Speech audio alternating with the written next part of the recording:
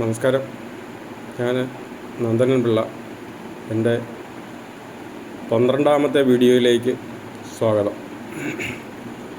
ഇന്ന് മുൻപ് പ്രതിപാദിപ്പിച്ച വിഷയങ്ങളിൽ നിന്ന് വ്യത്യസ്തമായി ഞാൻ ഈ വീഡിയോയിലൂടെ നിങ്ങളിലേക്ക് എത്തിക്കാൻ ശ്രമിക്കുന്നത് നമ്മുടെ മുഖ്യമന്ത്രി, അതായത് ഇപ്പോഴത്തെ മുഖ്യമന്ത്രി നിയമസഭയിൽ കള്ളം പറഞ്ഞിട്ടുണ്ടോ അല്ലെങ്കിൽ നിയമസഭയെ തെറ്റിദ്ധരിപ്പിക്കപ്പെട്ടിട്ടുണ്ടോ എന്നത് സംബന്ധിച്ചുള്ള ഒരു വിഷയമാണ്. 29/11/2014 മുതൽ 2/6/2017 വരെ ഞാൻ ഇൻ്റലിജൻസ് DYSP ആയിരുന്നു.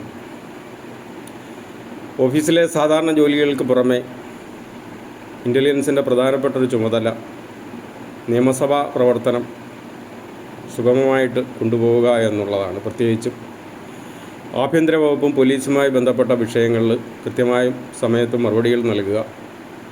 അതിൽ പ്രത്യേകം ശ്രദ്ധിക്കേണ്ട ഒരു കാര്യം, രാവിലെ ചോദ്യോത്തരവേളയ്ക്ക് ശേഷമുള്ള അടിയന്തര പ്രമേയമാണ് ഏറ്റവും പ്രസക്തമായിട്ട് പോലീസിന് ബുദ്ധിമുട്ടുണ്ടാക്കുന്ന ഒരു വിഷയം. കാരണം അടിയന്തര പ്രമേയ വിഷയം നമുക്ക് മുൻകൂട്ടി അറിയാൻ കഴിയില്ല. അതാ ദിവസങ്ങളിൽ രാവിലെ 8 മണിക്കായിരിക്കും പ്രതിപക്ഷ MLA ഈ അടിയന്തര പ്രമേയ വിഷയവുമായി ബന്ധപ്പെട്ട് നോട്ടീസ് നൽകുന്നത്, അതിൻ്റെ കോപ്പി ബന്ധപ്പെട്ട വകുപ്പുകൾക്ക് ലഭ്യമാക്കുന്നത്. പോലീസിന് കേരള നിയമസഭയിൽ ഏറ്റവും നല്ല ഒരു ആനുകൂല്യം ഇക്കാര്യത്തിലുള്ളത്, നിയമസഭയുടെ ഏറ്റവും അടുത്ത് തന്നെ ഇതൊക്കെ തയ്യാറാക്കുന്നതിനും മറ്റു വകുപ്പുകൾക്ക് ഇല്ലാത്തൊരു സൗകര്യം പോലീസിന് മാത്രമായിട്ടുണ്ട്. പോലീസിന് അവിടെ ഒരു മുറി സൗകര്യം ഏറ്റവും അടുത്ത് നിയമസഭയോട് ചേർന്ന് തന്നെയുണ്ട്.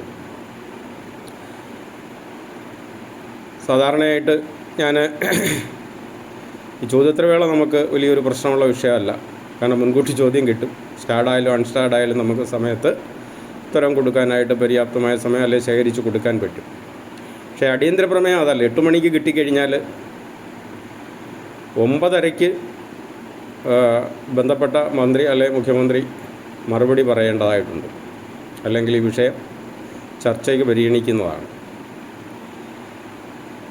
അപ്പോൾ ഏതായാലും ഞാൻ ഇൻ്റലിജൻസ് DYSP ആയിട്ട് ചാർജ് എടുക്കുന്ന സമയം ഹേമേന്ദ്ര സാറും അതിനുശേഷം ശ്രീലേഖ മേഡവും അതിന് യാസിൻ സാറുമായിരുന്നു. പിന്നെ ADGP DGP എന്ന് പറയാം വരും. ഹേമേന്ദ്ര സാർ അവിടെ വരുമ്പോൾ ADGP ആണ്, ഞാൻ വരുമ്പോൾ പിന്നീട് DGP ആയാണ്. അതായത് നമ്മുടെ ഇൻ്റലിജൻസ് സംവിധാനത്തിൻ്റെ തലപ്പത്തുണ്ടായിരുന്നവർ 3 പേരുമാണ്.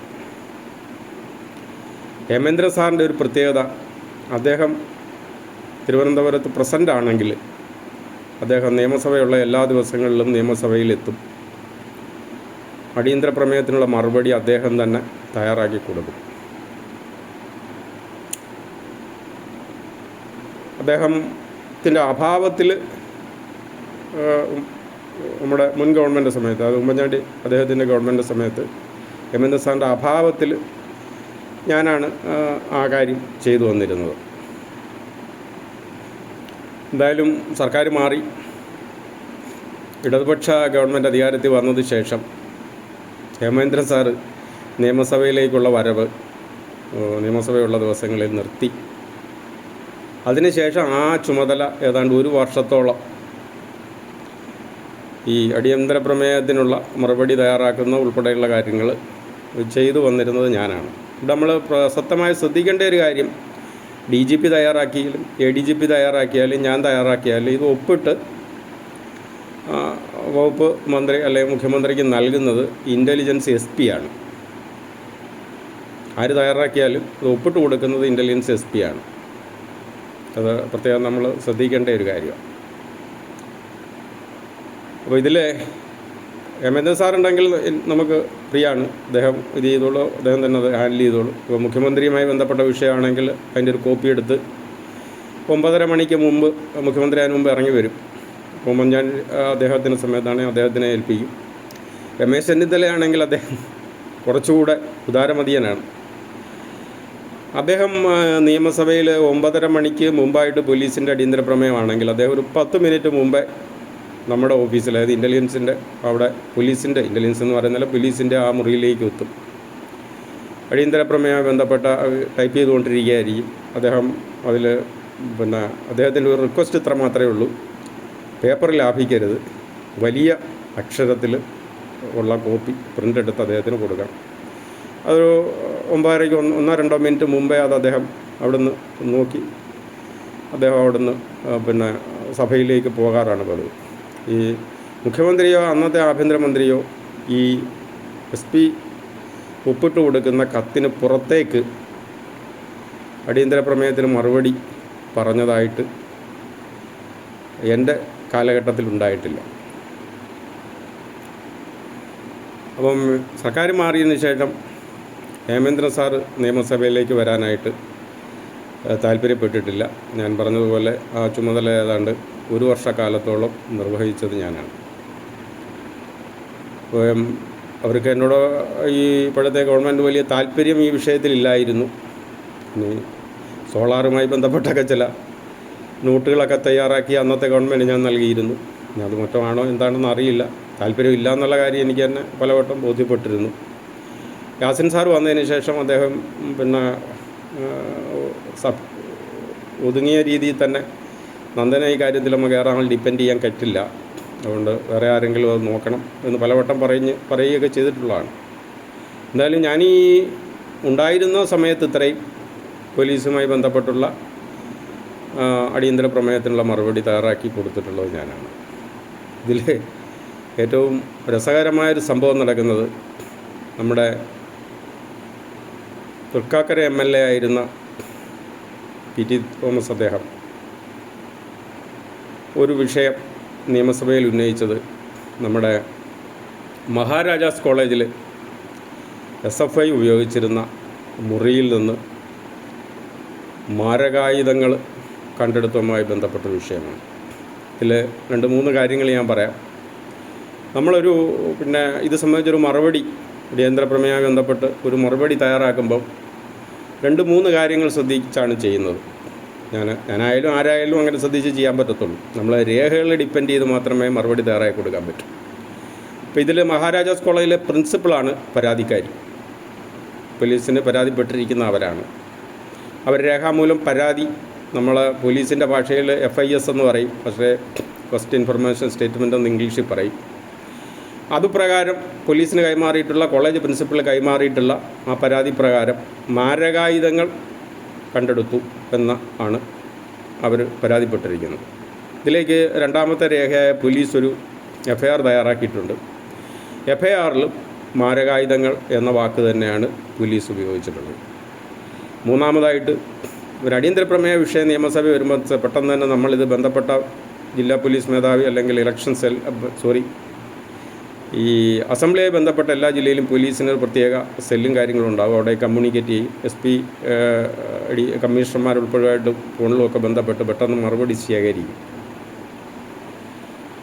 അങ്ങനെ ഈ രീതിയിൽ 3 റിപ്പോർട്ടുകൾ, അതായത് ഇതിലെ കോളേജ് പ്രിൻസിപ്പലിൻ്റെ പരാതി, പോലീസിൻ്റെ FIR, പിന്നീട് ഇത് സംബന്ധിച്ച് നിയമസഭയിലേക്ക് ലഭ്യമാക്കിയ മറുപടി, ഇത് 3 പ്രകാരം ഈ കോളേജിൽ നിന്ന് കണ്ടെടുത്തിട്ടുള്ളത് മാരകായുധങ്ങളാണ്. ഇനി ഞാൻ ഒരു കാര്യം കൂടെ പറയാം. ഈ ഉമ്മൻചാണ്ടി അദ്ദേഹത്തിൻ്റെ സമയത്ത് ഞാനീ പറഞ്ഞു 9:30 മണിയോടുകൂടി അദ്ദേഹത്തിൻ്റെ ഓഫീസിൽ മറുപടി എത്തിക്കാറുണ്ടായിരുന്നു. രമേശ് ചെന്നിത്തല അദ്ദേഹം ഓഫീസിൽ വന്ന് നേരിട്ട് അത് വാങ്ങി വലിയ അക്ഷരത്തിൽ പ്രിൻ്റ് എടുത്ത് അദ്ദേഹം അവിടെ നിന്ന് 9:30 മണിയോടുകൂടി മടങ്ങിപ്പോകും. പക്ഷേ ഇടതുപക്ഷ ഗവൺമെൻറ് വന്നതിന് ശേഷം, നമ്മുടെ ഇപ്പോഴത്തെ മുഖ്യമന്ത്രിയായി വന്നതിന് ശേഷം, അതിന് മുമ്പുള്ളത് എനിക്കറിയില്ല, ഇതിനെല്ലാം വളരെ വ്യത്യാസമായി. നമ്മളവിടുന്ന് തയ്യാറാക്കി കൊടുക്കുന്നത് അവർ കൈപ്പറ്റി പോവുകയും അത് പിന്നീട് അവിടെ ഒരു എഡിറ്റിംഗ് പ്രോസസ്സ് അദ്ദേഹത്തിൻ്റെ ഓഫീസിൽ നടത്തി അത് അവരുടെ ഒരു രാഷ്ട്രീയ താല്പര്യം എന്ന് തന്നെ പറയാം, അതിനനുസരിച്ച്, അത് ഞാൻ ഈ പറയുന്നതിൽ നിന്ന് നിങ്ങൾക്ക് ബോധ്യപ്പെടും, തയ്യാറാക്കി അവർ പിന്നെ വേറൊരെണ്ണം തയ്യാറാക്കി കൊടുക്കാറാണ് പതിവ്. ഞാൻ ഇവിടെ പറഞ്ഞു 8 മണിക്ക് നോട്ടീസ്, പെട്ടെന്ന് നമ്മൾ കോപ്പി കിട്ടുന്നു, നമ്മൾ ആ പ്രോസസ്സിലേക്ക് കിടക്കുന്നു. നമ്മൾ സാധാരണ നേരത്തെ 9:30 മുമ്പ് തയ്യാറാക്കി കൊടുത്തുകൊണ്ടിരുന്നത് ഇപ്പോഴത്തെ മുഖ്യമന്ത്രി വന്നതിന് ശേഷം നമ്മൾ 8 മണിക്ക് കിട്ടുന്ന നോട്ടീസിന് 8:30 അല്ലെങ്കിൽ തന്നെ മറുപടി ലഭ്യമാക്കണം. ചില ദിവസങ്ങളിൽ നമുക്കതിന് ബുദ്ധിമുട്ട് വരത്തില്ല, കാരണം നമുക്കിത് ശരിക്കും പറഞ്ഞാൽ ലീക്ക് ചെയ്ത് കിട്ടാറുണ്ട് അടിയന്തര പ്രമേയ വിഷയം. അതുകൊണ്ട് നമുക്ക് ബുദ്ധിമുട്ടുണ്ടാകത്തില്ല. ചില ദിവസങ്ങളിൽ നമുക്കിത് ലീക്ക് ചെയ്ത് കിട്ടത്തില്ല. ചിലപ്പം ഈ LDF സംവിധാനമൊക്കെ കൂടുന്നത് വൈകിയായിരിക്കാം, അത് ലീക്ക് ചെയ്ത് കിട്ടുന്ന ഒരു പ്രോസസ്സിലായിരിക്കത്തില്ല, ചിലർക്ക് കിട്ടും. അപ്പം കിട്ടുന്ന ദിവസങ്ങളിൽ നമുക്ക് ബുദ്ധിമുട്ടുണ്ടാകത്തില്ല. കിട്ടാത്ത ദിവസങ്ങളിൽ ഇത് തയ്യാറാക്കി 8 മണിക്ക് കിട്ടുന്ന നോട്ടീസിന് 8:30 പ്രത്യേകിച്ചും തെറ്റും പിഴവും ഇല്ലാതെ റിപ്പോർട്ട് നമ്മൾ തയ്യാറാക്കി കൊടുക്കണം. ഒപ്പിട്ടാര് കൊടുക്കുന്നു എന്നുള്ളതല്ല പ്രസക്തി, ശരിയായിരിക്കണം, രേഖകൾ പ്രകാരം ശരിയായിരിക്കാം. എന്തായാലും ഈ വിഷയത്തിലും ഈ 8:30 മണിയോടുകൂടി റിപ്പോർട്ട് തയ്യാറാക്കി മുഖ്യമന്ത്രിയുടെ ഓഫീസിൽ മാരകായുധങ്ങളെന്ന് ഞാൻ പറഞ്ഞല്ലോ, മാരകായുധങ്ങൾ എന്ന വേർഡ് തന്നെ ഉപയോഗിച്ച് അന്നത്തെ ഇൻ്റലിജൻസ് SP ആയിരുന്ന ശ്രീ മോഹൻ ഒപ്പിട്ട് എത്തിച്ചു. പെട്ടെന്ന് തന്നെ ആ റിപ്പോർട്ട് തിരികെ ഓഫീസിലേക്ക് കൊണ്ടുവന്നു. അപ്പോൾ പറഞ്ഞു, മാരകായുധം എന്നത് മാറ്റി ആയുധം എന്നാക്കണം എന്നവരാവശ്യപ്പെട്ടു. നമ്മുടെ കേരള പോലീസിൻ്റെ സംവിധാനം അനുസരിച്ച് മുഖ്യമന്ത്രിയുടെ ഓഫീസിൽ നിന്ന് ഇങ്ങനൊരു തിട്ടൂരം കിട്ടിയാൽ എന്തിനും തയ്യാറായി നിൽക്കുന്ന സംവിധാനമാണ്. ആടിനെ പട്ടിയോ പേപ്പട്ടിയോ എന്തും ആക്കും, ആരെയും കള്ളക്കേസിൽ കൊടുക്കും. അപ്പോൾ എന്തായാലും ശരി, താല്പര്യമുള്ള കേസുകൾ അട്ടിമറിക്കും. ഇതെല്ലാം നടക്കുന്ന സംവിധാനത്തിൽ ഇതൊരു വളരെ നിസ്സാരമായ കാര്യമായിട്ട് എനിക്ക് തോന്നിയിട്ടുള്ളൂ. എൻ്റെ പോലീസ് അനുഭവം കൊണ്ടാവാം. SP പെട്ടെന്ന് തന്നെ മാരകായുധം എന്ന വേർഡ് മാറ്റി ആയുധമാക്കി ആ റിപ്പോർട്ട് മുഖ്യമന്ത്രിക്ക് മാറ്റി ഒപ്പിട്ട് മറ്റൊരു റിപ്പോർട്ട് മുഖ്യമന്ത്രിക്ക് എത്തിച്ചു കൊടുത്തു. സംഭവം അതല്ല. മാരകായുധവും ആയുധവും മാറിയിട്ട് മുഖ്യമന്ത്രി വായിച്ചത് നിയമസഭയിൽ മുഖ്യമന്ത്രിയുടെ ഓഫീസിലെ എഡിറ്റിംഗ് കഴിഞ്ഞപ്പോൾ ഇത് കെട്ടിട നിർമ്മാണ സാമഗ്രികളായി മാറി എന്നുള്ളതാണ്. നമുക്ക് എന്താണ് നമ്മുടെ ഈ സംവിധാനങ്ങളിൽ നടക്കുന്നത് എന്നുള്ളത് വളരെ ദൃഷ്ടാന്തമായ ഒരു ഉദാഹരണമാണ് ഞാനീ പറഞ്ഞത്. കോളേജ് പ്രിൻസിപ്പളിന് വേണമെങ്കിൽ കെട്ടിട നിർമ്മാണ സാധനവും മാരകായുധങ്ങളും കണ്ടാൽ തിരിച്ചറിയത്തില്ലെന്ന് നമുക്ക് പ്രത്യാശിക്കാം. അതേ നമുക്ക് അതിനകത്ത് പറയാൻ പറ്റത്തുള്ളൂ. പിന്നെ ഇതിനകത്ത് 1-2 കാര്യങ്ങൾ ശ്രദ്ധിക്കേണ്ടത്, ഇങ്ങനെ ഈ റിപ്പോർട്ട് കൊടുത്ത പ്രിൻസിപ്പളിനെ നാട് കടത്തിയെന്ന് നമുക്കറിയില്ല. അവർക്കെതിരെ ഇനി അച്ചടക്ക നടപടി സ്വീകരിച്ചോന്ന് അറിയില്ല. അവർക്കെതിരെ ഇനി കള്ളക്കേസ് വല്ലതും എടുത്തോ എന്നറിയില്ല. കാരണം ഇതെല്ലാം നമ്മുടെ പോലീസ് സംവിധാനത്തിൻ്റെ ഭാഗമാണ്. കാരണം ഇഷ്ടക്കാരല്ലാത്ത ആളുകളെ എങ്ങനെ രീതിയിലും നമ്മൾ കൈകാര്യം ചെയ്യുമെന്നുള്ള ഒരു സംവിധാനമാണ്. എന്തായാലും അവരുടെ പെൻഷൻ ബെനിഫിറ്റ് അവർക്ക് കൊടുത്തിട്ടുണ്ടോ അതും അറിയില്ല. എന്തായാലും നമ്മൾ ശ്രദ്ധിക്കേണ്ട ഒരു കാര്യം,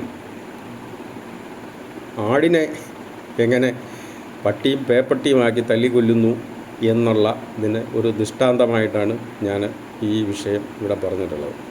ഇതിൽ ഞാൻ ഒരു കാര്യം കൂടെ പറയാം. ഇതിൻ്റെ അവതരണം നടത്തിയ ശ്രീ PT തോമസ് അദ്ദേഹത്തോടും അന്നത്തെ സംവിധാനങ്ങൾക്ക് ഗവൺമെൻറ് സംവിധാനങ്ങൾക്ക് വലിയ താല്പര്യം ഇല്ലാത്തൊരു ഉദ്യോഗസ്ഥനാണ്. കാരണം അദ്ദേഹം ഒരു യാഥാർത്ഥ്യം നിയമസഭയിൽ വിളിച്ചു പറഞ്ഞിരുന്നു. തലശ്ശേരിയിൽ കലാപവുമായി ബന്ധപ്പെട്ട് ഒരു ആളെ പേര് അദ്ദേഹം രക്തസാക്ഷിയാണെന്നൊക്കെയുള്ള ചില വാദങ്ങൾ ഇപ്പോഴത്തെ ഭരണപക്ഷ പാർട്ടി കേന്ദ്രങ്ങൾക്കുണ്ടായിരുന്നു. അവരത് മൈക്ക് കിട്ടുമ്പോൾ പല സ്ഥലങ്ങളിലും ആവർത്തിച്ച് പറഞ്ഞുകൊണ്ടിരുന്നതുമാണ്. അത് അദ്ദേഹം അവിടെ ഒരു ദിവസം പൊളിച്ച് അടുക്കി നിയമസഭയിൽ. പിന്നീട് ആരും ആ വിഷയം സ്റ്റേജിൽ പ്രസംഗിച്ച് എൻ്റെ ശ്രദ്ധയിലും പെട്ടിട്ടില്ല. എന്തായാലും ശരി, ഈ വിഷയം എനിക്ക് തോന്നുന്നു ഇത് അട്ടിമറിക്കപ്പെട്ടൊരു മറുപടിയാണെന്ന് അദ്ദേഹത്തിന് ബോധ്യപ്പെട്ടിരുന്നു. അദ്ദേഹം ഈ വിഷയത്തിൽ അവകാശ ലംഘനത്തിനും നോട്ടീസ് കൊടുത്തിരുന്നതായിട്ടാണ് ഞാൻ മനസ്സിലാക്കുന്നത്. ഞാൻ ഒരു വർഷക്കാലം എന്നെ ഇൻ്റലിജൻസിൽ ഈ ഇപ്പോഴത്തെ ഗവൺമെൻറ് സഹിച്ചതെന്നോ അല്ലെങ്കിൽ ഇരുത്തിയതെന്നോ പറയാം. അവർക്ക് സ്യൂട്ടബിളായൊരു സബ്സ്റ്റിറ്റ്യൂട്ടിനെ കിട്ടാത്തൊരു സാഹചര്യത്തിലാണെന്നാണ് ഞാൻ മനസ്സിലാക്കുന്നത്. അല്ലാതെ എന്നോട് ഏതെങ്കിലും സ്നേഹം ഉണ്ടായിട്ടുണ്ടോ ഒന്നും അല്ല. ഇക്കാര്യത്തിൽ ഇതിൽ കൂടുതലൊന്നും ഞാനായിട്ട് പറയാൻ ഉദ്ദേശിക്കുന്നില്ല. പ്രേക്ഷകർക്ക് വിധി തീരുമാനിക്കാം. കോളേജിൽ നിന്ന് കണ്ടെടുത്തത് മാരകായുധങ്ങളാണോ, കെട്ടിട നിർമ്മാണ സാമഗ്രികളാണോ, ഇനി വല്ല വൈക്കോലോ വല്ലതും ആണോ ഒന്നും അറിയാൻ പറ്റത്തില്ല. പിന്നെ കാരണം പോലീസ് പിന്നീട് ഇതെന്താണെന്ന് ഫൈനൽ റിപ്പോർട്ട് ചെയ്തതെന്ന് പരിശോധിക്കേണ്ടിയിരിക്കുന്നു. കോളേജ് പ്രിൻസിപ്പളിന് ജാഗ്രത കുറവുണ്ടായെന്ന് ചിലപ്പോൾ കണ്ടെത്താം. എന്താണ് പിന്നീട് സംഭവിച്ചതെന്ന് അറിയില്ല. ഏതായാലും ഞാൻ ഇത് കണ്ടെടുത്ത സാധനം മാരകായുധമാണോ അതോ മറ്റെന്തെങ്കിലും ആണോ, കെട്ടിട നിർമ്മാണ സാധനമാണോ നമ്മുടെ മുഖ്യമന്ത്രി പറഞ്ഞ പോലെ എന്നത് നമ്മുടെ പൊതു ബോധ്യമുള്ള പ്രബുദ്ധരായ ജനങ്ങൾക്ക് ഈ വീഡിയോ സമർപ്പിക്കുന്നു. മറ്റൊരു വീഡിയോയുമായിട്ട് വീണ്ടും കാണാം. നന്ദി, നമസ്കാരം.